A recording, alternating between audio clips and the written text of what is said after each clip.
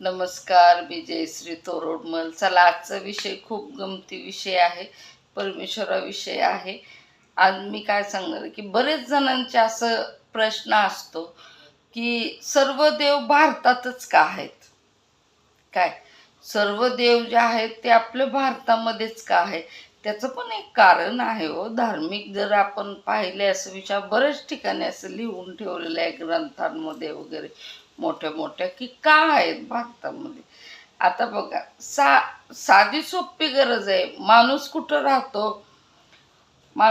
राहत असतो? ज्या ठिकाणी माणसाच्या सर्व गरजा पूर्ण होतात माणूस त्या ठिकाणी राहतो. म्हणजे अन्न पाणी निवारा या गोष्टींची सर्व व्यवस्था असते, तिथं माणूस राहत असतो. त्याचप्रमाणे देवाचं पण झालेलं आहे की देवाने सृष्टी निर्माण केली.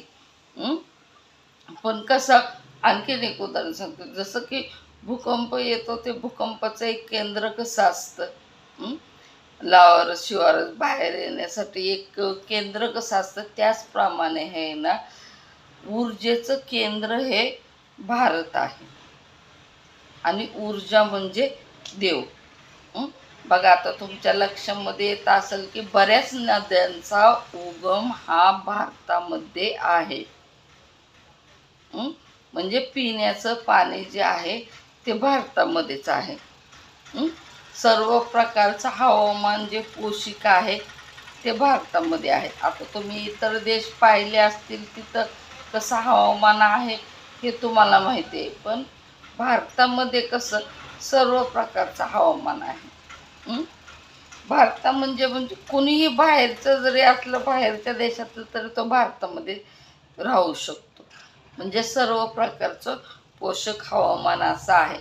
त्यामुळं पूर्वी जे परमेश्वराचे भक्त होते, ऋषीमुनी हे ते परमेश्वराची भक्ती करण्यासाठी होम हवन वगैरे इथं करत होते. म्हणजे हे भारत हे आपण नंतर नाव पाडलेलं आहे, पण हे ऊर्जेचं केंद्र आहे. भारत हे ऊर्जेचं केंद्र आहे आणि ऊर्जा हेच परमेश्वर आहे. काय, हे केंद्र होतं ऊर्जाचं. त्यामुळं ऋषीमुनी हे सर्व जर होम हवन जे काय देवाची भक्ती हे इथं करत होते. म्हणजे पृथ्वीवर, या जागेवर, म्हणजे भारतामध्ये करत होते.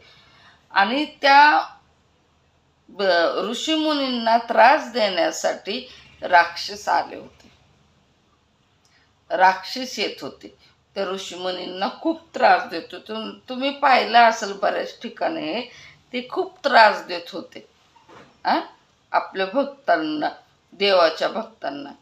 आणि त्या राक्षसांचा नाश करण्यासाठी, म्हणजे त्या राक्षसांचा वध करण्यासाठी परमेश्वरांना वेगवेगळ्या रूपामध्ये इथं खाली यावं लागलं पृथ्वीवर, जेणेकरून भारतामध्ये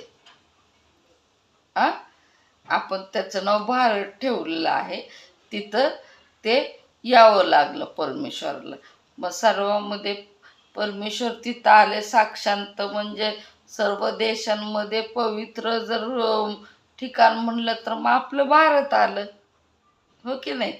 त्यामुळं आपल्या भारताला जास्त महत्त्व आहे, कारण भारत हा ऊर्जेचं केंद्र आहे आणि ऊर्जा म्हणजे परमेश्वर. त्यामुळं साक्षांत इथं परमेश्वराचा वास आहे. आता बघा, तुम्ही भरपूर नकाशे पाहिले असतील. सर्व नकाशांमध्ये आपल्या भारताचाच नकाशा का हो एवढा सुंदर आहे? जशी की एक देवी उभा आहे. तुम्ही ते गाणं पाहिले ना, राष्ट्रगीत, सारे जहां से अच्छा हिंदुस्तान हमारा, सांगितले ना. मग सर्व देश त्यावेळेस फिरून पाहिले, पण नकाशा कुणाचा चांगला होता? आपल्या भारताचा चांगला होता. का बरं? अशी साक्षांत देवी उभा राहिल्यासारखा आपल्या भारताचा नकाशा आहे, कारण साक्षांत परमेश्वराची ऊर्जा आहे. साक्षांत देवीच्या हातामध्ये आपलं ही इंडिया आहे, भारत रक्षण करते ते आपलं. त्यामुळं आपण खूप, आपल्याला स्वतःला भाग्यवंत मानायचं की आपण भारतीय आहोत. भारतीय आणखी सांगते मी तुम्हाला, भारत हा ऊर्जेचं केंद्र आहे आणि ऊर्जा म्हणजेच परमेश्वर आहे. सर्व पोषक जे वातावरण आहे ते भारतामध्ये आहे. भारतामध्ये भरपूर नद्यांचा उगम आहे. सर्व सर्व काही जे काही चांगल्या गोष्टी आहेत त्या भारतामध्ये आहेत. त्यामुळं भारत या देशामध्ये देव जास्त आहेत. लक्षात घ्या, परमेश्वराला कधीही वाईट म्हणू नका. परमेश्वर खरोखर आहे आणि तुम्हाला आणखीन नंतर लक्षामध्ये येईल आता हळूहळू. हे युग बदललेलं आहे. आणि आता इथनं पुढं जो देवाचं नामस्मरण करल, जो भक्त होईल तोच राहणार आहे.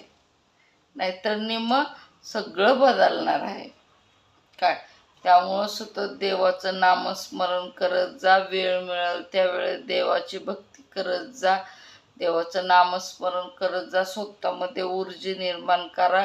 कारण की त्याचा फायदा तुम्हालाही झाला पाहिजे आणि तुमच्यामुळं तुमच्या परिवारालाही झाला पाहिजे. नमस्कार. व्हिडिओला लाईक करत जा, सबस्क्राईब करत जा. व्हिडिओ माझे कसे वाटतात ते कमेंट बॉक्समध्ये नक्की लिहायचं. नमस्कार.